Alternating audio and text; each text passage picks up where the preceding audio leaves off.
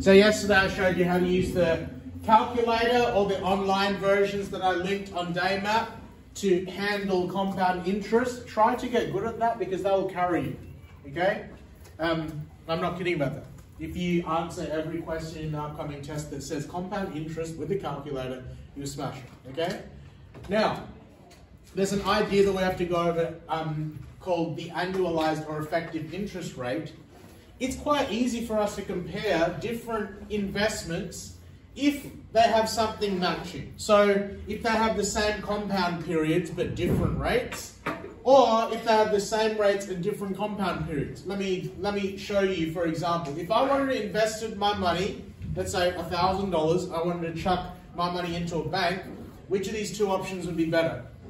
A, 5% that compounds monthly, or 5.1% compounding monthly. Which is better? Yeah, see how obvious that is? Because one number is bigger. Why? It's not complicated because do they have the same compounding periods? Yes. So he's higher rate. Second one, what's better? A, 5% compounding monthly, or B, 5% compounding annually? Monthly, because it's compounding more often, right? See how that's easy? More compounding. I set those up specifically because it's a little more complicated when two things are different. If we have two compounding options that have different rates and different compounding periods, it's not so easy to compare. If I was comparing these two banks, A, 4.1% compounding monthly, or B, 4.15% compounding quarterly, which one has the higher rate? Who says the monthly one? Who says the quarterly one, but the higher rate? See how it's not as clear? We don't know right now. I've probably selected these numbers to be super close, okay? Monthly's a higher rate, so probably A. Monthly's not higher. This one, the quarterly one is 4.15. Quarterly. No, I mean like with monthly and quarterly. Quarterly's 4, isn't it? Yes, but what I'm trying to complicate it by, yes, this is only compounding 4 times a year, but it's a higher rate. This is compounding 12 times a year, but it's a lower rate. We don't know, okay? So the whole point of today's lesson is to show you how we compare those. To compare these better, we can annualize their rates. What does that mean? It means converting the interest rate to the rate it would be if it was compounding annually. Right now, are they compounding the same amount each year? No. But if we make it compound once a year, both of them, then can I compare? It's like apples to apples. Right now, this is apples to oranges. If I make it apples to apples, then I can compare. So this is where, and then the annualized interest rate is also called the effective rate. So can you get your maths books out, please? Can you also get your device out because the calculator for this is online?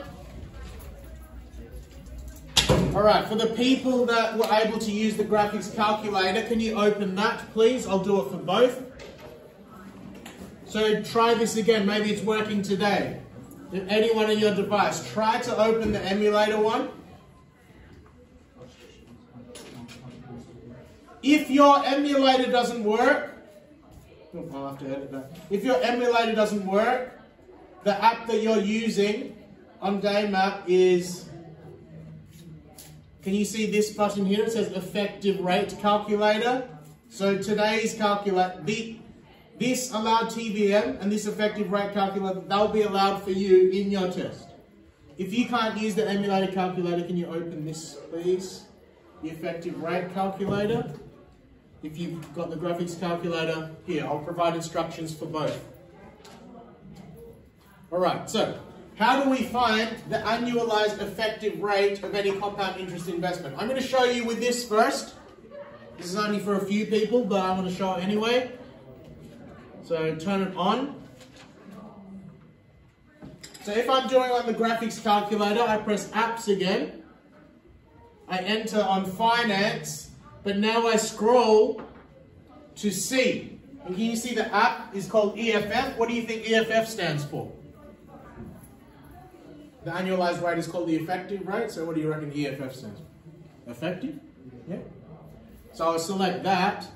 And then when I press enter, that pops up. and it's asking, can you tell me some information? The information it's asking for is the nominal rate, the rate that it says it is, and then a comma, and then a number of compound periods per year. So if I was doing this example, 4.1% compounding monthly, what would I chuck in the calculator? What rate does that say that it is? 4.1, so I'd go 4.1, and then I put a little comma there, and then compounding monthly, how many times is that happening per year? 12, so I'd go 12, and then put a bracket and press enter, and what that's telling me is that if the rate was compounding once a year, the rate is 4.18, rounded to 2 decimal points, okay? If you want to do it on this calculator, this one here, which I've linked to you people, it just tells you what to enter. So what does this rate say it is? 4.1. So you chuck that into the nominal, 4.1. And then in the drop-down box, you select how many times it compounds per year. Monthly is 12. Is that spitting out the exact same answer as the graphics calculator? Yes. Either way is fine. I'm just trying to encourage people, if your internet, your browser allows you to use this, please use that, because you'll be using this calculator next year if you do maths. It doesn't matter which level of maths you do, you're going to use a graphics calculator. But because the permissions are all weird, some people can only access this. How do I use this calculator? Chuck the effective rate, chuck the nominal rate into the nominal rate area, select the number of compound periods, it tells you what the answer is, okay? That allows us to answer this question. Bank A is offering 4.1% interest rate compounding monthly. You shouldn't say fine, you should say find. Let's answer that. A. What did we just find the effective rate for Bank A would be? 4.1 compounding monthly. What's the effective rate of it? Good. So Bank A effective is 4.18% to 2 decimal points. What would I chuck in for Bank B into my little app? Bank B effective is, what would I put into the nominal rate here? What rate does this say? Good, 4.15. Do I need to do something with a drop-down box? Same, change it to quarterly. So whoever said the quarterly one was correct in this case. It's slightly better.